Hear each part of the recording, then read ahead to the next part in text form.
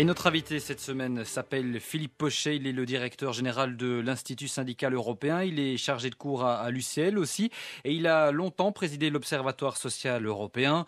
Avec lui, Anne, vous revenez sur le paquet emploi présenté par la Commission cette semaine. Oui, la Commission qui, parallèlement à la rigueur budgétaire, veut maintenant mettre l'accent sur la croissance en recommandant aux États membres de creuser les secteurs porteurs d'emplois comme la santé, les énergies renouvelables ou encore la rénovation urbaine.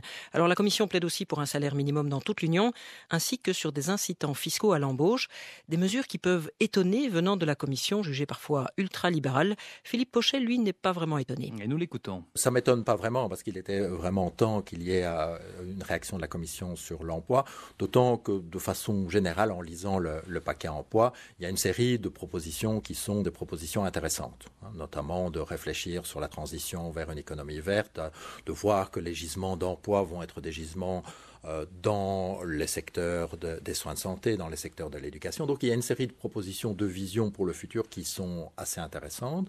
Il reste qu'il y a un problème global, c'est que ce paquet emploi est un peu isolé dans une gouvernance économique et sociale qui est toujours très libérale, très restrictive et qui ne change pas le mot d'ordre d'austérité dans tous les pays. C'est-à-dire que maintenant, il faudrait que les États membres se saisissent de ce paquet emploi.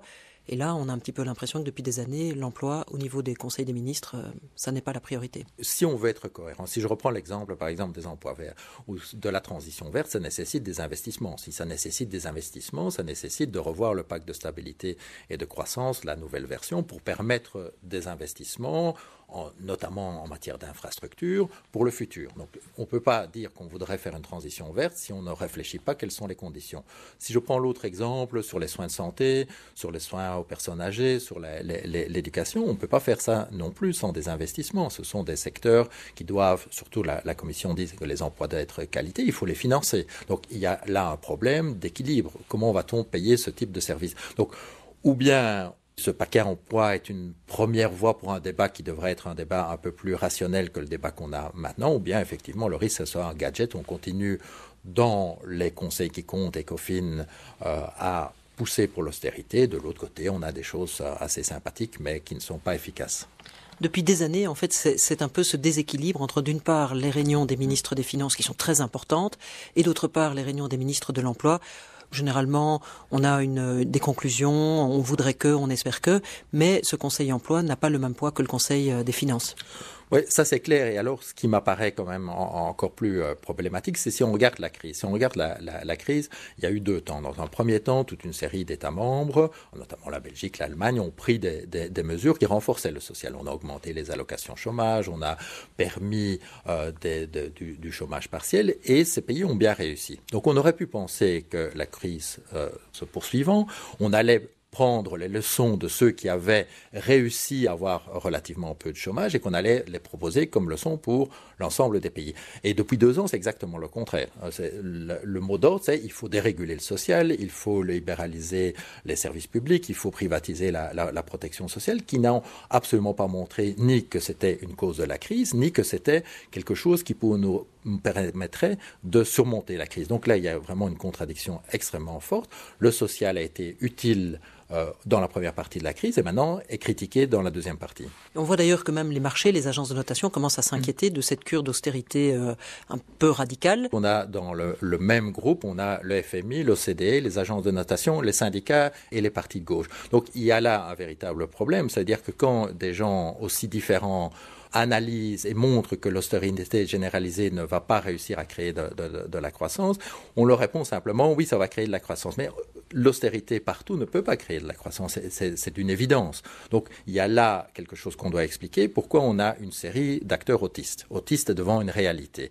Il y a différents types d'explications. Moi je dirais que ces acteurs ne s'occupent pas de la crise, ne s'occupent pas du social, ils s'occupent parce qu'ils le pensent idéologiquement que dans une union monétaire, il faut déréguler le social et la protection sociale. C'est-à-dire qu'ils n'écoutent pas les autres, ils mettent simplement, parce qu'ils pensent qu'ils ont là une fenêtre d'opportunité, ils mettent en œuvre un programme idéologique et politique. Même si on prend le cas extrême, qui est difficile, le cas de la Grèce, qui peut penser que si on réduit le salaire minimum, qu'il y a des effets sur l'ensemble des négociations collectives, c'est-à-dire c'est l'ensemble des travailleurs qui vont avoir moins d'argent par des effets complexes, je ne vais pas rentrer dans les détails, mais des changements dans les régulations imposées par la Troïka. Alors, comment est-ce qu'on peut penser que ça va créer du pouvoir d'achat qui permettra aux petits commerçants de vendre aux hôtels d'avoir des clients.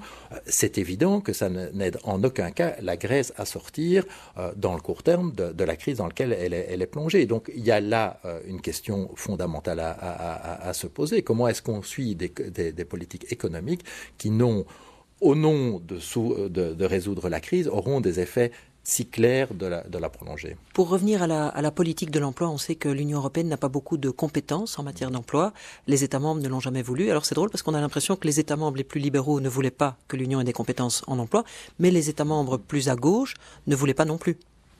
Oui, il y a toujours la question, et c'est la question sociale en général, c'est toujours extrêmement difficile parce que effectivement, les gouvernements de droite ne voudraient pas qu'il y ait une dimension sociale, et une partie des gouvernements de gauche, surtout les pays scandinaves, se méfient très fort de l'Europe et d'avoir plus de social au niveau européen. Et donc, ce n'est pas facile de développer une dimension sociale au niveau européen.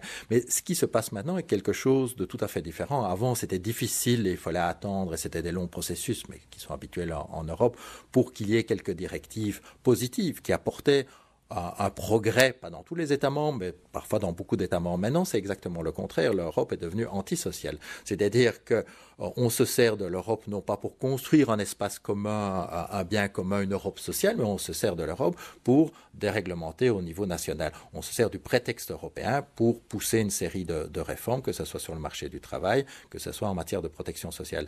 Et ce qui est particulièrement inquiétant, et on a fait une étude à l'Institut syndical là-dessus, ce sont des réformes structurelles. On enlève des institutions, on empêche finalement, par exemple, la négociation collective de suivre quelque chose de logique, que si on a un accord interprofessionnel, c'est au-dessus d'un accord d'entreprise. On permet que n'importe qui peut dire je suis un syndicat si l'employeur décide de le reconnaître. Donc il y a une série de changements, pas simplement en Grèce, dans beaucoup d'États membres structurels dans lesquels on détricote le social, tout en ayant, et c'est ça la contradiction, un discours, y compris dans le paquet emploi, qu'on va favoriser le dialogue social à tous les niveaux. C'était Philippe Pochet de l'Institut syndical européen, interviewé par Anne Blancpain.